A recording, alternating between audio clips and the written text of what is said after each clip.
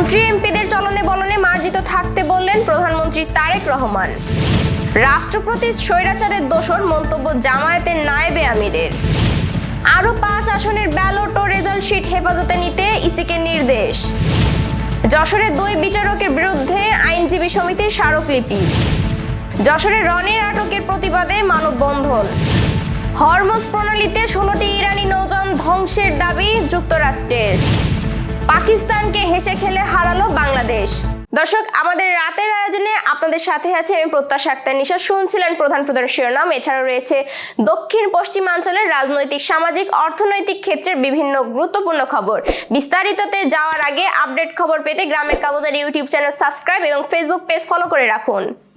মন্ত্রী এবং দলের সংসদ সদস্যদের চলনে বলনে মার্জিত ও সতর্ক থাকতে বলেছেন বিএনপির চেয়ারম্যান, সংসদ নেতা ও প্রধানমন্ত্রী তারেক রহমান। বুধবার সকালে জাতীয় সংসদ ভবনে বিএনপির সংসদীয় দলের প্রথম সভায় তিনি এই পরামর্শ দেন।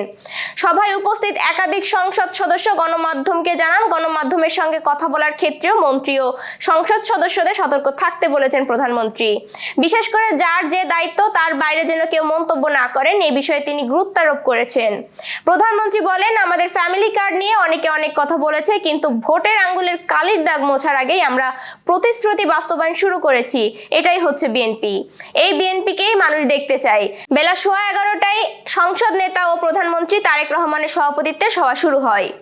রাষ্ট্রপতি শাহাবুদ্দিনকে স্বৈরাচারের দোসর আখ্যা দিয়ে তার সংসদে ভাষণ দেওয়ার অধিকার নেই বলে মন্তব্য করেছেন জামায়াতের ইসলামীর নায়েবে আমির সৈয়দ আব্দুল্লাহ মোহাম্মদ তাহের। বুধবার জাতীয় সংসদ প্রাঙ্গণে গণমাধ্যম কর্মীদের সঙ্গে আলাপকালে তিনি এই মন্তব্য করেন। সৈয়দ আব্দুল্লাহ মোহাম্মদ তাহের বলেন, রাষ্ট্রপতির মাধ্যমে সংসদে ভাষণ দেওয়ার বিষয়টি তাদের কাছে গ্রহণযোগ্য নয়। তিনি বলেন, আমরা মনে করি রাষ্ট্রপতির সংসদে ভাষণ দেওয়ার কোনো অধিকার নেই। তিনি স্বৈরাচারের দোসর। বুধবার জামায়াতের পার্লামেন্টারি বোর্ডের একটি বৈঠক অনুষ্ঠিত হয়েছে। এর সভাপতিত্ব করেন দলটির আমির ও জাতীয় সংসদের বিরোধী দলীয় নেতা ডক্টর শফিকুর রহমান। ত্রয়োদশ জাতীয় সংসদ নির্বাচনে কারচুপির অভিযোগে মামলা পরিপ্রেক্ষিতে আরও 5টি আসনের ব্যালট পেপার, রেজাল্ট শিট ও অন্যান্য নির্বাচনী সরঞ্জামাদি হেফাজতে নেওয়ার জন্য নির্বাচন কমিশনকে নির্দেশ দিয়েছে হাইকোর্ট। আসনগুলো হলো ঢাকা 13, ঢাকা 5, গাইবান্ধা 5, পাবনা 3 ও কুষ্টিয়া 4। বুধবার কারচুপির অভিযোগের মামলাগুলো শুনানির জন্য গ্রহণ করে বিচারপতি মোহাম্মদ জাকির হোসেন একক হাইকোর্ট বেঞ্চে আদেশ দেন। ত্রয়োদশ জাতীয় সংসদ নির্বাচনে কারচুপির অভিযোগ এনে হাইকোর্টের নির্বাচনী ট্রাইব্যুনালে মামলা করেছিলেন ঢাকা 13 আসনের খেলাফত মজলিসের আমির মাওলানা মামুনুল হক, ঢাকা 5 আসনের বিএনপি প্রার্থী মোহাম্মদ নবিউল্লাহ, গাইবান্ধা 5 আসনের বিএনপি প্রার্থী ফারুক আলম সরকার, পাবনা 3 আসনের বিএনপি প্রার্থী জাফির তুহিন এবং কুষ্টিয়া 4 আসনের বিএনপি প্রার্থী সৈয়দ মেহেদী আহমেদ রুমি। এবার যশোর সহ আঞ্চলিক সংবাদ। যশোরের ভারপ্রাপ্ত জেলা ও দায়রা জজ সহ 2 বিচারকের আদালত বর্জনের সিদ্ধান্তের প্রেক্ষিতে এবার জেলা প্রশাসকের কাছে স্মারকলিপি দিয়েছে যশোর জেলা আইনজীবী সমিতি। বুধবার দুপুরে সমিতির নেতৃবৃন্দ জেলা প্রশাসকের মাধ্যমে আইনমন্ত্রী ও আইন সচিবের হস্তক্ষেপ কামনা করেন।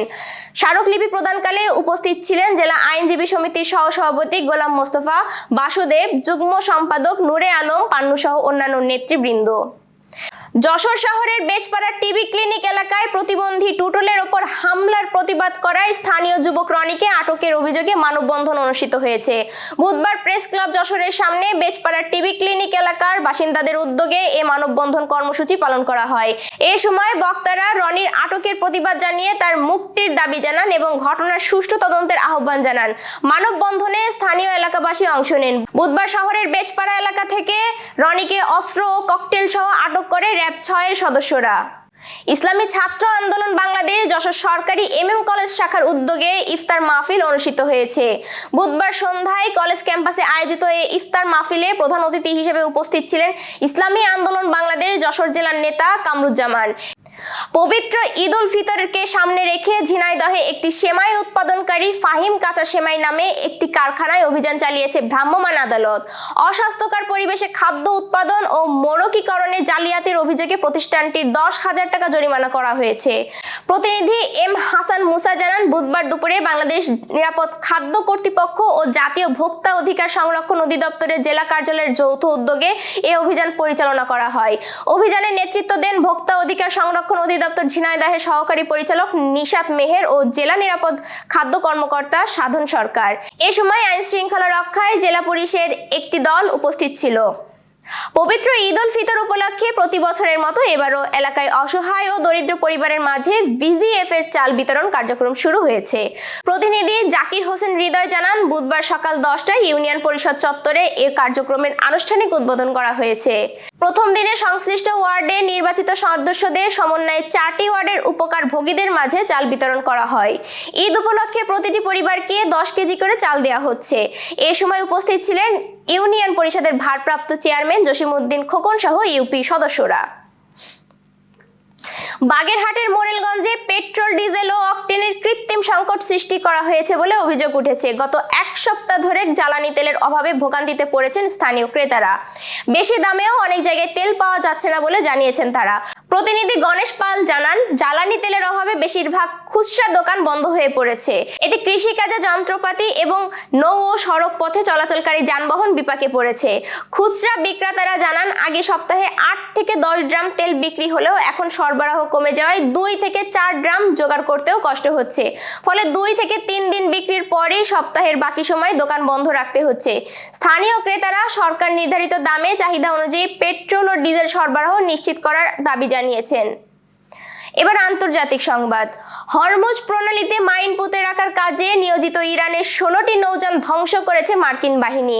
এই ঘটনার পর বিশ্ববাজারে জ্বালানি তেলের দাম বড় ধরনের উত্থান ঘটেছে। গোয়েন্দা সূত্রের বরাত দিয়ে মার্কিন সংবাদ মাধ্যম CNN জানিয়েছে, ইরান ওই প্রণালীতে কয়েক ডজন মাইন পুঁতে রাখা শুরু করেছে এবং তাদের আরও শত শত মাইন বসানোর সক্ষমতা রয়েছে।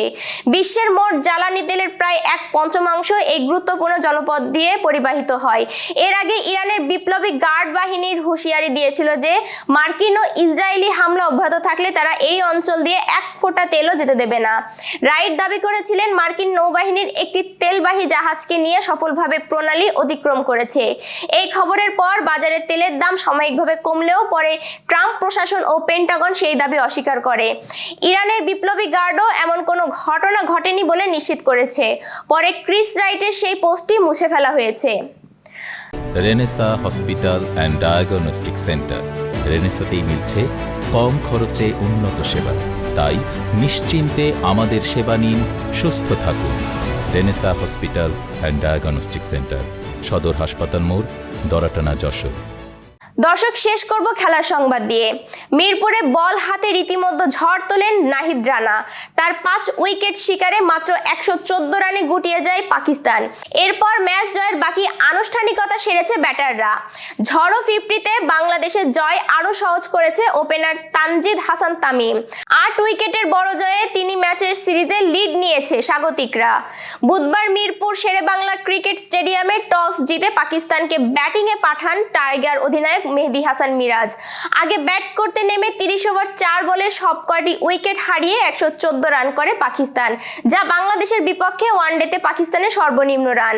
115 রানের টার্গেটে ব্যাট করতে নেমে মাত্র 4 রান করে সাইফ আউট হলে 27 রানে ভাঙে বাংলাদেশের উদ্বোধনী জুটি। সাইফ ব্যর্থ হলেও রীতিমতো ঝড় তোলেন তানজিদ হাসান তামিম। মাত্র 32 বলে 50 তুলে নেন এই টাইগার ওপেনার। এই ছিল আজকের রাতের আয়োজন। এরপর সকালের খবর দেখার আমন্ত্রণ জানাচ্ছি। পবিত্র রমজানে ইফতার থেকে সাহারি পর্যন্ত পর্যাপ্ত পানি পান করুন, বিদ্যুৎ ব্যবহারে সাশ্রয়ী হন এবং সেই সাথে সচেতন হন পানি অপচয় রোধে এবং মশাবাহিত রোগ সম্পর্কে। শুভ বিদায়।